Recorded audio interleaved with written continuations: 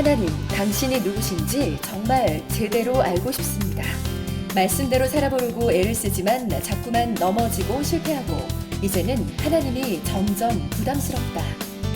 더 이상 내 힘으로 안 된다는 것을 깨달은 이들을 위해, 교회는 열심히 다니지만 진짜 하나님을 알고 싶은 이들을 위해, 성경이 이해 안 되지만 믿음 없다고 할까봐 질문하지 못하는 이들을 위해, 제자훈련 공동체 하심의 대표인 박영춘 교수, 우리 안에 베일에 쌓여있는 질문들에 대한 통쾌한 해답을 지금부터 낱낱이 공개합니다.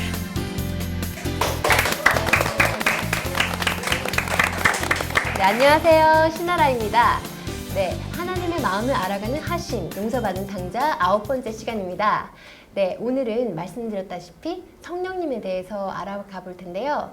언제나 저희와 함께 하신다고 하시는 성령님, 정말 함께 하시는지 그걸 한번 파헤쳐 보도록 하겠습니다.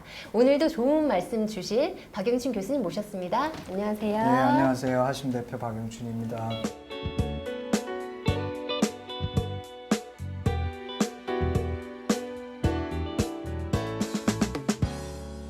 네. 그리고 저에게 풍성하게 내용을 꾸며주실 패널 두 분 모셨습니다. 안녕하세요. 네, 안녕하세요. 안녕하세요. 저는 8강 때 교수님 강의를 듣고 너무나 감동을 받아서 다시 한번 찾게 된 김민영입니다. 아, 네, 반갑습니다.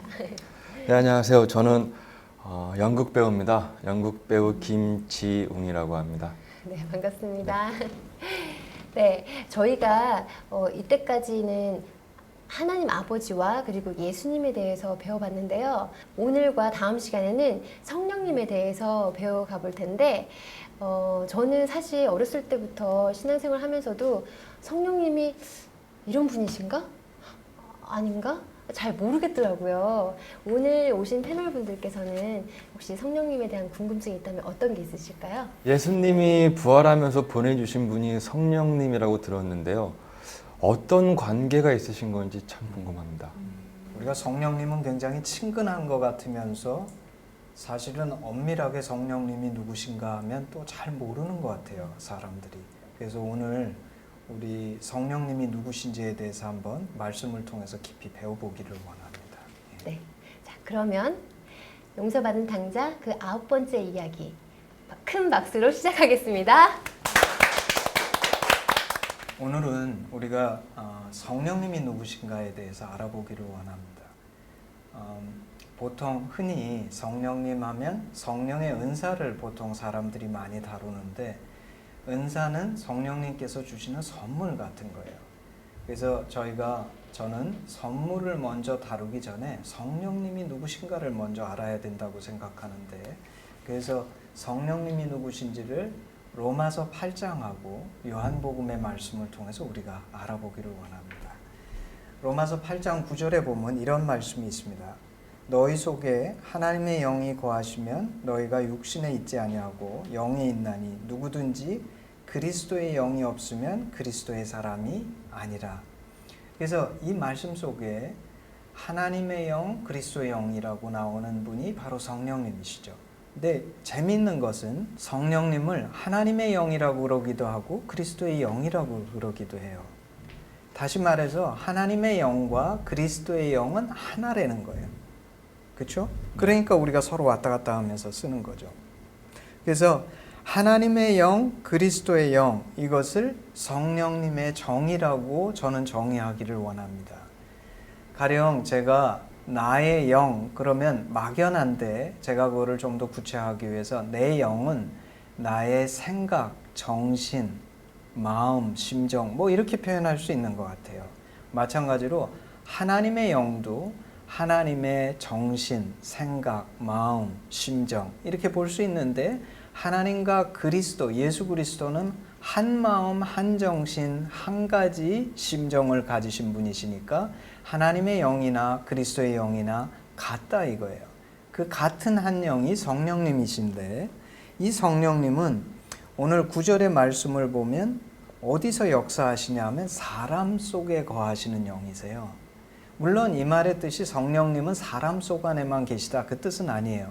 근데 하나님이 내 안에서 역사하실 때는 어떻게 역사하시냐 하면 성령으로 내 안에 거하셔서 역사하신다.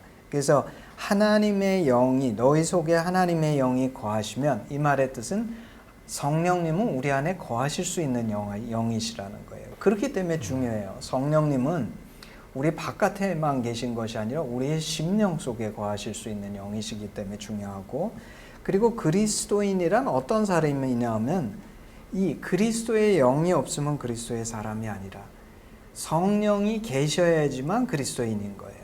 만약에 내가 성령이 내 안에 계시지 않다 그러면 그리스도의 영이 아닌 거죠. 그래서 사실 성령님은 우리 그리스도인들만이 누리는 너무나 큰 축복인데, 왜냐하면 어떤 면에서는 우리 기독교를 다른 모든 세상의 종교하고 구분하는 특징이 뭐냐면 우리 기독교는 우리가 믿는 하나님, 그 하나님의 영이 우리의 심령 가운데 거하시는 그런 종교인 거예요. 아주 특별한 거죠. 세상의 어떤 종교도 자신이 믿는 신이 우리의 영 안에 임해서 거하는 그런 얘기를 하는 데는 저는 들어보지 못했어요. 오직 우리 기독교에만 하나님의 영, 그리스도의 영이 우리 인간의 내면에 들어오셔서 함께 거하신다. 그래서 성령님은 제가 이제 정리해 보면 하나님의 영, 그리스도의 영인데 우리 안에 거하실 수 있는 영이시고, 이분이 거하셔야지만 내가 그리스도인이다. 그리고 우리가 이제 로마서 8장 14절에 보면 이런 말씀이 나옵니다. 무릇 하나님의 영으로 인도함을 받는 그들은 곧 하나님의 아들이라. 이 말의 뜻은 내가 하나님의 영으로 인도함을 받지 못하면 하나님의 아들, 딸이라고 얘기할 수 없다는 거예요. 하나님 아들, 딸이라는 건 내가 진정한 그리스도인이다 그 뜻인데, 참 그리스도인은 반드시 이 성령의 인도하심을 받는 사람이다 이거예요. 여기 우리 두 분이 파넬로 와 계신데 두 분은 하나님의 영의 인도함을 받는 분이세요? 날마다 그것을 느끼면서 사세요? 저는 날마다는 날마다는 모르겠는데 네. 가끔은 네. 오케이. 예, 또 아니요, 저는 안 받는 것 같아요. 참 이게 심각한 얘기거든요. 성령님은 우리 안에 거하시는 영이시기 때문에 그분의 인도함을 받는 삶을 살아야 되는데, 그러려 그러면 전제 조건이 뭐냐면 내가 성령님이 누구신지 먼저 깊이 알아야 돼요. 내가 어떻게 모르는 분의 인도함을 받을 수가 있겠어요. 그렇죠? 그래서 성령님에 대해서 우리가 깊이 알아야 되는데, 자, 그래서 또 16절에 보면 이런 말씀이 나옵니다. 성령이 친히 우리 영으로 더불어 우리가 하나님의 자녀인 것을 증거하시나니. 우리가 저희 그리스도인들은 내가 하나님의 자녀인가 아닌가 물을 때 자녀입니다 라고 대답하는데, 정말 내가 마음속 깊은 곳에서 그런 대답이 나오냐 이거예요. 근데 여기에서 하는 말씀은 뭐냐면 성령님은 우리한테 뭘 깨닫게 하시냐 하면, 성령이 우리의 심령 가운데 계실 때 내가 하나님의 자녀라는 것을 깊이 깨닫게 해주시는 영이 성령님이라는 거예요. 우리가 여태까지 공부했던 것처럼 하나님의 심정, 그리스도의 마음은 무엇이냐면, 나를 위해서라면 에덴 기쁨의 동산 온 우주를 창조하시고 십자가에도 기꺼이 지시는 것이 하나님의 심정이기 때문에, 그분의 심정이 내 안에 거한다 그러면 내가 하나님을 뭐라고 느끼게 되는 거죠? 너무나 좋으신 아버지, 친근하신 하나님, 이렇게 느끼는 거예요.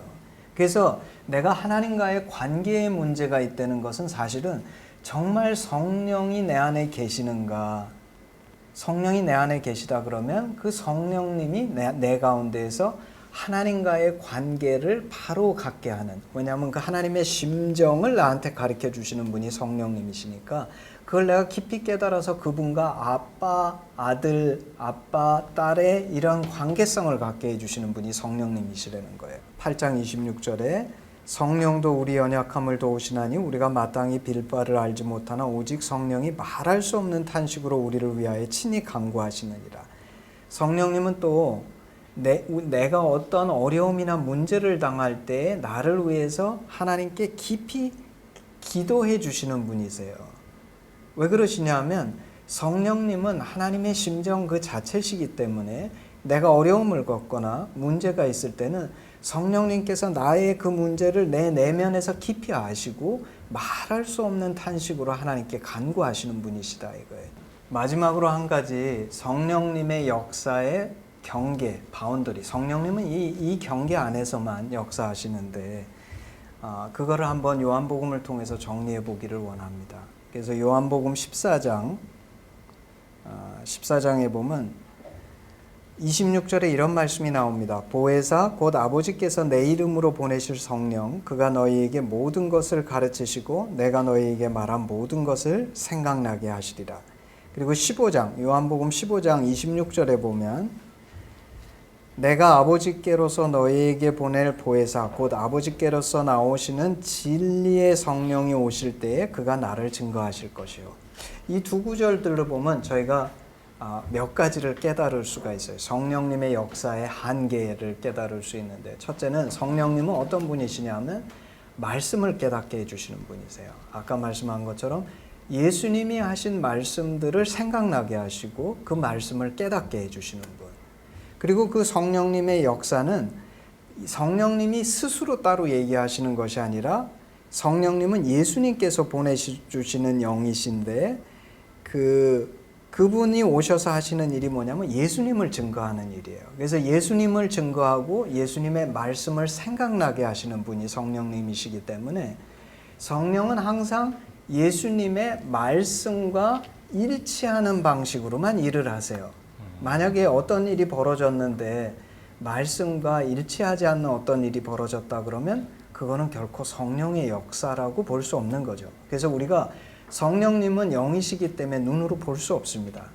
그래서 볼 수 없기 때문에 어떤 초자연적인 일이나 기적 같은 것이 일어났을 때 모두 성령의 역사인 것이 아니라 성령님은 말씀이신 예수님의 영이시기 때문에 예수님 안에서만 역사하시고, 그리고 그 성령님은 말씀을 깨닫게 하시고 말씀 안에서 역사하시는 영이세요. 그래서 말씀과 일치하느냐 일치하지 않느냐를 보고서 저희는 그것이 성령의 역사인지 아니면 성령이 아닌 다른 어떤 영의 역사인지에 대해서 이제 분별할 수 있는 거죠. 그 정리를 해보면 성령님은 하나님의 영, 그리스도의 영인데 놀랍게도 이분은 바깥에 계신 것이 아니라 우리 인간의 영 안에 거하실 수 있는 하나님이시고, 이 성령님은 예수님의 말씀 안에서 역사하시며 말씀이 무엇인지를 우리에게 깨닫게 하시고 하나님의 심정을 우리 안에, 그리고 그리스도의 마음을 우리 안에 계시하시고 깨닫게 하시고 그 안에 거할 수 있도록 도와주시는 영이시다. 이렇게 정리하면 좋을 것 같아요. 이게 제가 성령을 받았다고 생각을 했는데 좀만 지나면 또 이게 아닌 것 같기도 하고 막 그런 생각이 들거든요. 이럴 때는 어떻게 하면 좋을지. 예. 아까 제가 말씀드릴 때 그 성령의 인도함을 받는 사람들이 하나님의 아들이고 딸이라 그랬잖아요. 그래서 사실 우리가 진정한 하나님의 아들, 딸이 되려고 그러면 뭐가 돼야 된다는 거예요? 성령의 인도하심을 받아야 된다는 거예요. 근데 실제는 뭐냐면 우리는 완전한 성령의 인도하심을 받는 그런 삶을 살지 못하고 성령의 인도하심을 받는 삶을 배워가고 있어요. 대부분의 그리스도인들은 완전한 성령의 인도하심을 받는 삶을 사는 것이 아니라 성령의 인도하심을 받는 삶을 연습하고 배워가면서 점점 더 성령 충만한 삶을 살아가는 쪽으로 움직여가기를 원하는 거죠. 근데 그래서 그렇게 되기 위해서 몇 가지가 필요합니다. 몇 가지가 필요한데 첫 번째는 뭐냐면 제가 원해야 되겠죠. 우리 믿는 그리스도인의 마음속에는 제 영이 있고 성령님도 계세요. 그래서 제 영을 쫓아서 행하게 되면 성령을 쫓아 행하지 않는 거죠. 근데 제 안에 있는 성령의 뜻이 무엇인지 찾아서 분별해서 쫓아가는 것을 우리가 배워야 된다. 근데 그러려 그러면 아까 제가 설명드렸는데 성령님은 어떤 분이라 그랬어요? 하나님의 영, 그리스도의 영이라 그랬어요. 그리고 하나님의 영, 그리스도의 영이라는 거는 본질적으로 하나님의 심정, 그리스도께서 원하시는 그 정신, 마음이 무엇인지 제가 아는 거라 그랬는데 그걸 먼저 알아야 되겠죠. 이건 어디서 우리가 알게 되냐면 말씀 공부를 통해서 알게 돼요. 그리고 동시에 제가 설명드렸던 것처럼 말씀 안에서 역사하시는 영이 성령님이시니까 말씀을 꾸준히 배우고 제가 그 말씀을 깨닫고 묵상하고 그 말씀 안에 거하는 사람이 되려고 그래야 돼요. 그렇죠? 네. 제가 그거를 원하고 그렇게 하지 않는데 제가 말씀 안에 살 수 있다. 이 말은 거짓말인 거죠. 그래서 꾸준히 하는 가운데에서 사실은 제가 아직 이번에 거기까지 나가지는 않겠지만 성령의 인도하심이 무엇인지 분별해서 살아가는 삶, 이게 진짜 성숙한 그리스도인의 삶인데 그 삶을 우리가 연습하고 나아가야 된다 하고 성경은 얘기하는 것입니다. 근데 저는 성령 하면 조금 부담스러운 게 있는데요. 그게 이렇게 주변에서 지인 자매들이나 형제들이 이제 기도를 하다가 성령을 받으면 갑자기 쓰러지기도 하고 뭐 소리를 내기도 하고 뭐 환영 같은 걸 본다고도 하고요. 근데 저는 그런 경험이 없어서 그렇다라고 한다면 저는 성령 충만을 받지 못한 것인지 성령을 받지 못한 것인지 그게 조금 궁금해요. 네. 근데 사실 지금 질문하실 때 두 가지를 질문하셨어요. 내가 성령 받은 것인지 성령 충만 받은 것인지. 성령 받은 것과 성령 충만은 다른 것이에요. 그래서 그 구별돼야 되는 것인데 그 얘기는 차치하고 제가 이제 나는 과연 성령 받은 것인가, 성령이 내 안에 거하시는가, 이거부터 먼저 대답해 보겠습니다. 저희가 성령님은 누구시라고 했냐면 하나님의 영, 그리스도의 영이라고 했어요. 그렇죠? 네. 근데 내가 기도하다가 무슨 환상을 보거나 아니면 어떤 초자연적인 뭐를 경험했어요. 그럼 내가 어떤 영적인 것을 경험한 것인데 그것이 성령에 의한 것인지 아닌지 우리가 어떻게 분별할 수 있느냐. 그 자체 영적인 것을 경험했다고 해서 그것이 반드시 성령의 인도하심으로 경험한 거라고 얘기할 수는 없다. 그것이 성령의 인도하심으로 내가 경험한 거라고 얘기하기 위해서는 그것이 말씀과 부합돼야 된다 얘기하는 거예요. 말씀 안에 있는 우리가 성경에 있는 내용들을 볼 때에 아 이거는 이 성경과 일치하는구나 이러면 성령의 인도하심이라고 얘기할 수 있죠. 왜냐하면 성령님은 말씀 안에서 역사하시는 영이시니까 말씀과 서로 배치되거나 말씀하고 서로 이율배반적으로 움직이지 않으신다 이거예요. 성령님은. 그래서 그것이 중요한 판단 근거가 되는데 사실 내가 성령이 내 안에 계시느냐를 어떻게 판정하냐 하면 성령님은 예수님의 영, 그리스도의 영, 하나님의 영이기 때문에 제가 예수님을 영접할 때 성령님은 들어오시게 돼 있어요.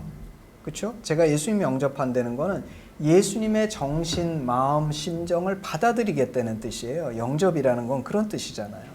그래서 제가 예수님을 받아들이게 되면 성령님이 제 안에 들어오시게 돼 있어요. 근데 제가 발견한 가장 확실한 성령 받은 증거는 뭐냐면 성령님은 하나님의 영, 그리스도의 영이기 때문에 제가 예수님의 영이 내 안에 들어와 있으면 제가 뭐를 알겠어요?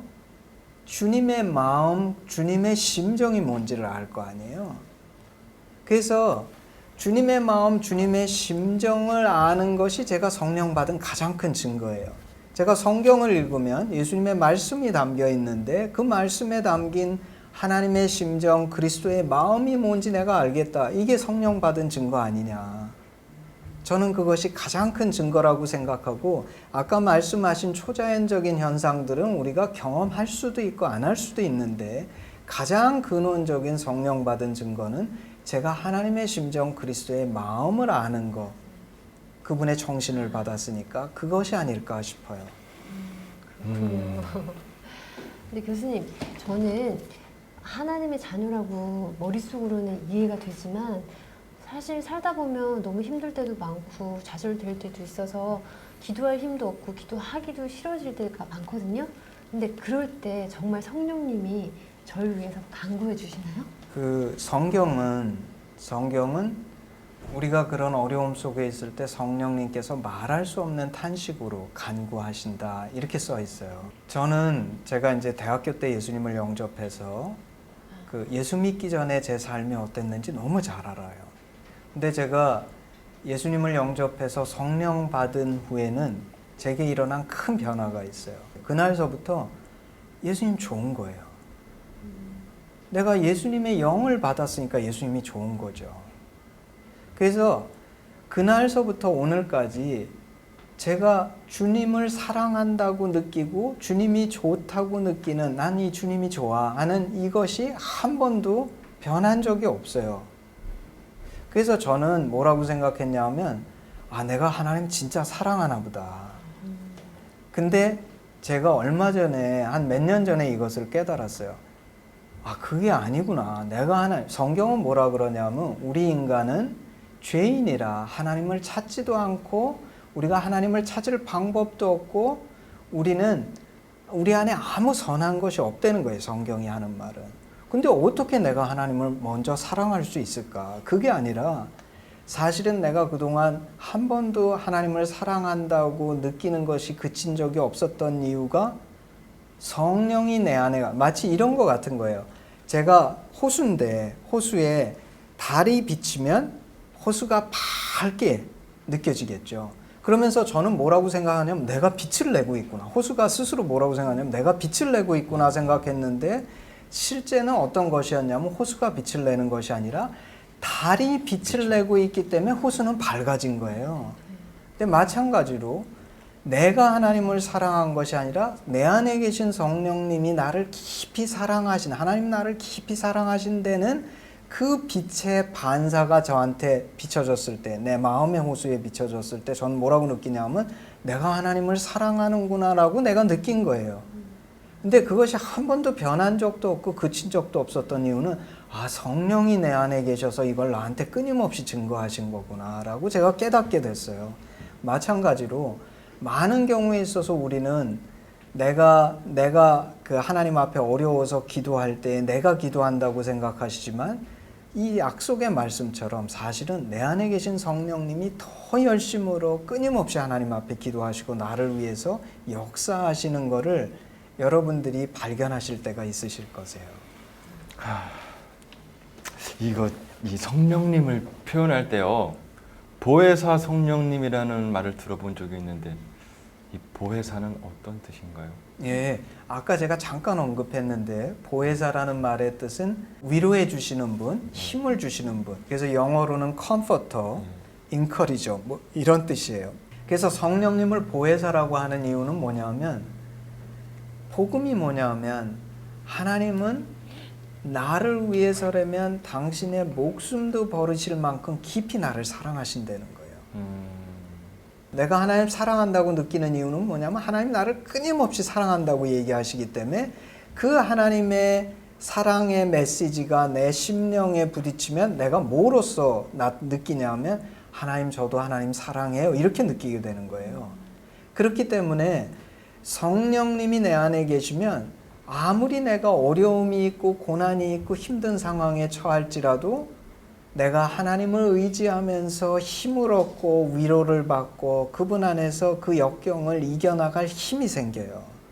그래서 성령님은 끊임없이 그 하나님의 심정을 제 안에 가르쳐 주시기 때문에 내게 위로자가 되는 겁니다. 제가 예를 들어 드리면, 한 여인이 아주 그냥 눈보라가 몰아치는 산길을 혼자 가게 되면 얼어 죽죠. 근데 사랑하는 자녀를 거느린 엄마는 절대 얼어 죽지 않아요. 왜? 사랑하는 사람이 있기 때문에 그 자녀를 살려야 된다는 사랑은 그렇게 강한 것이에요. 마찬가지로 인간의 사랑도 그런 위대한 변화를 만들어내는데, 하나님의 사랑이 무엇인지 우리 심령 속에 들어와서 가르쳐 주시는 분이 성령님인데, 그것이 있을 때 얼마나 내게 위로가 되고 힘이 되고 능력이 되고 나를 새롭게 하시겠어요. 그래서 성령님을 그 보혜사, 위로자라고 우리가 얘기하죠. 교수님, 제가 아까 질문한 것 중에서 그 교수님이 짚어주시고 가셨는데, 성령을 받은 것과 성령 충만하면 다르다라고 말씀해 주셨잖아요. 근데 저는 그 부분을 잘 모르겠어가지고요. 네, 교수님께서. 그렇죠. 제가 그건 대답을 드리지 네. 않았죠. 그 성령님은 저희가 예수님의 영이니까 예수님을 영접할 때 성령 받게 됩니다.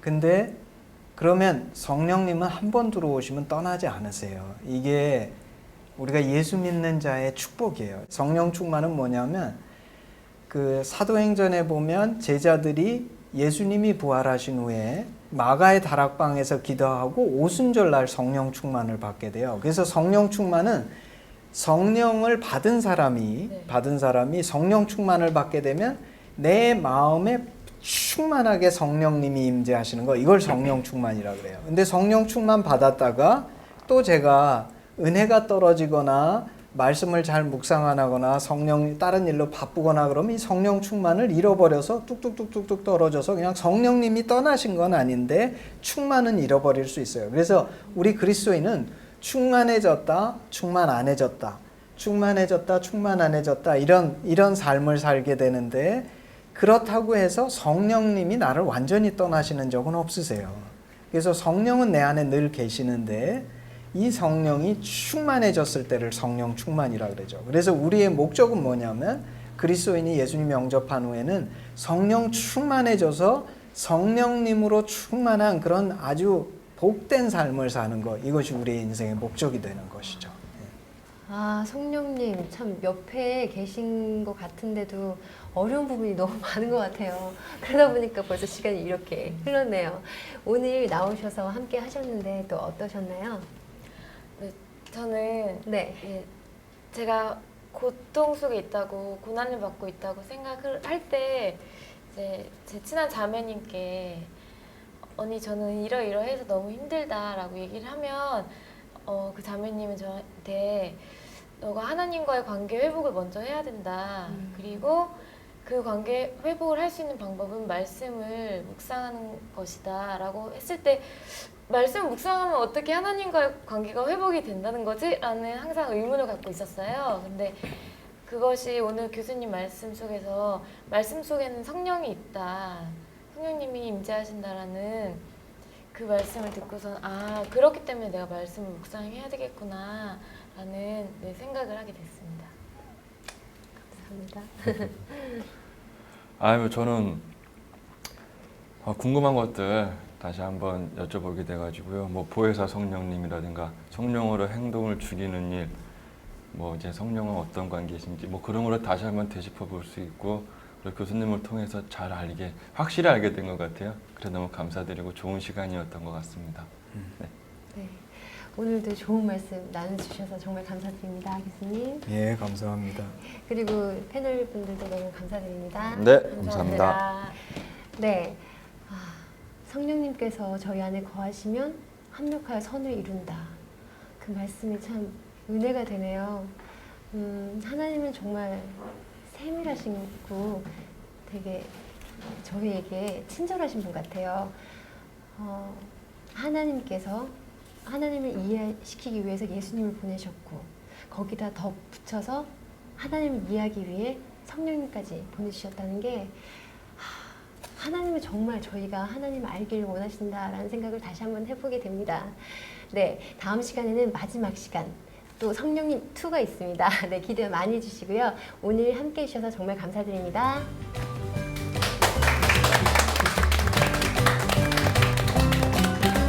어려웠어요. 정리가 아직 덜 됐고, 근데 하나 분명해진 것은 과거에 어수선했던 것들이 조금 자리를 잡아가고 있고요. 텅 비어있던 것에서 약간 이렇게 채워지는 느낌이 있습니다. 하지만 최고의 감정을 느낄 수 있어요. 내가 갈구하는 거에 대해서 하나님이 먼저 아시고 그 길을 인도해 주시는, 온 세상이 아름답고 마냥 기쁜 거예요. 마치 아이들처럼.